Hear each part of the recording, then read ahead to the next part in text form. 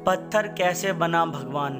आइए दोस्तों, मैं आपको ये कहानी जा रहा हूँ जिससे हमें बहुत सीख मिलेगी। कई बार जब लोग जीवन में काम करना शुरू करते हैं तब उन्हें बहुत ज़्यादा दर्द होता है, तकलीफ़ होती है, उन्हें बहुत ज़्यादा मेहनत करना पड़ता है और ये बात उनसे बर्दाश्त नहीं हो पाती है।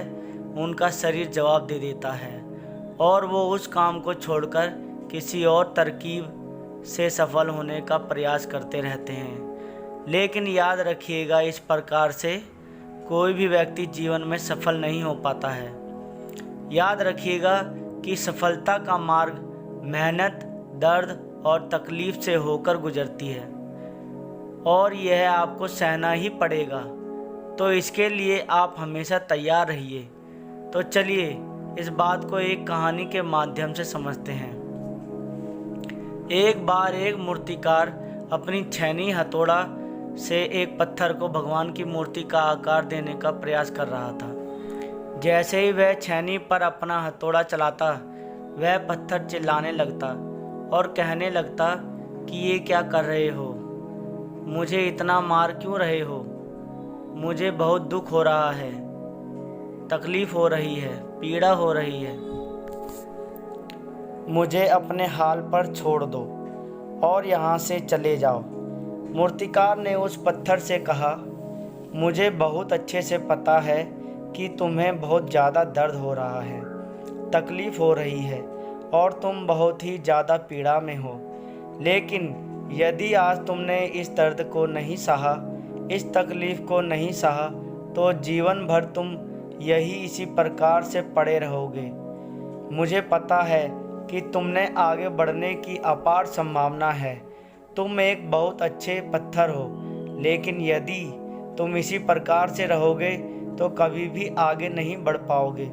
इतना कहकर मूर्तिकार औजार उठाए ही थे कि पत्थर फिर से चिल्लाने लगा, गिड़गिड़ाने लगा, विनती करने लगा कि मुझे अपने हाल पर छोड़ दो। मुझे पता है कि जीवन के लिए कौन सी चीज़ सही है और कौन सी चीज़ गलत है। मुझे बहुत ज़्यादा दर्द हो रहा है। अब मैं इस तकलीफ़ को बहुत ज़्यादा नहीं सह सकता। मैं जिस हाल में हूँ उस हाल में छोड़कर मुझे तुम यहाँ से चले जाओ।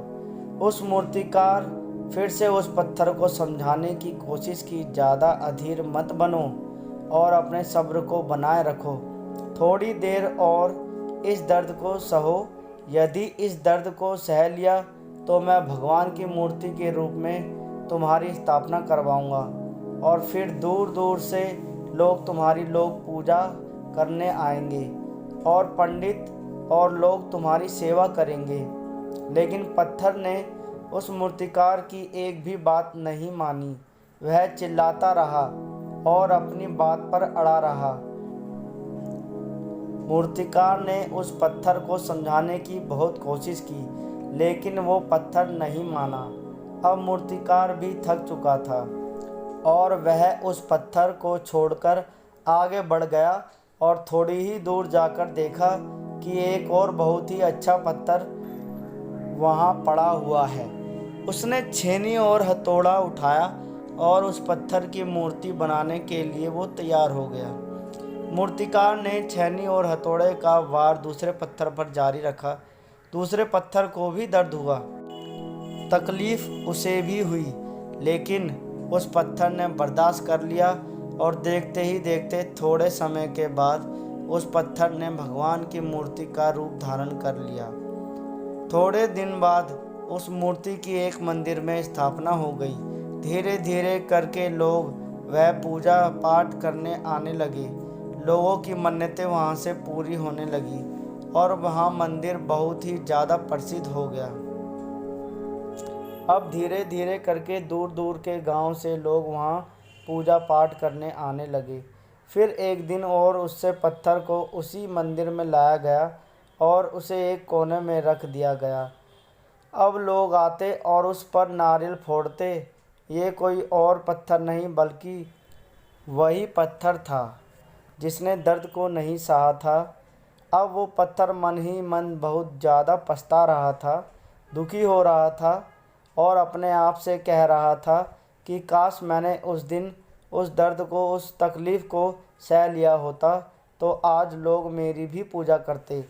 इसलिए आप भी अपने जीवन में हमेशा याद रखिएगा कि जब भी आप अपने करियर की शुरुआत में किसी काम को कर रहे हो, पढ़ाई कर रहे हो या कोई भी काम कर रहे हो और उसमें आपको दर्द हो रहा है, तकलीफ़ हो रही है, ज़्यादा मेहनत करना पड़ रहा है, तो आप रुकिएगा मत, किसी और रास्ते की शुरुआत मत करिएगा, क्योंकि कोई और रास्ता आपको सफलता नहीं दे सकता है। आपको उस दर्द को, उस तकलीफ़ को सहना ही होगा और उस दर्द को, उस तकलीफ़ को सहकर आप ज़्यादा मजबूत बनेंगे और तभी आप अपने जीवन में आगे बढ़ पाएंगे। और जीवन में हमेशा याद रखिएगा कि आपको पहले पत्थर की तरह नहीं बल्कि दूसरे पत्थर की तरह बनना है। यदि ये कहानी आपको पसंद आई हो और इससे कोई सीख मिली हो तो अपने दोस्तों और अन्य लोगों के साथ शेयर ज़रूर करिएगा। कहानी अच्छी लगी हो तो लाइक एंड सब्सक्राइब ज़रूर कर दें। आपका बहुत बहुत धन्यवाद।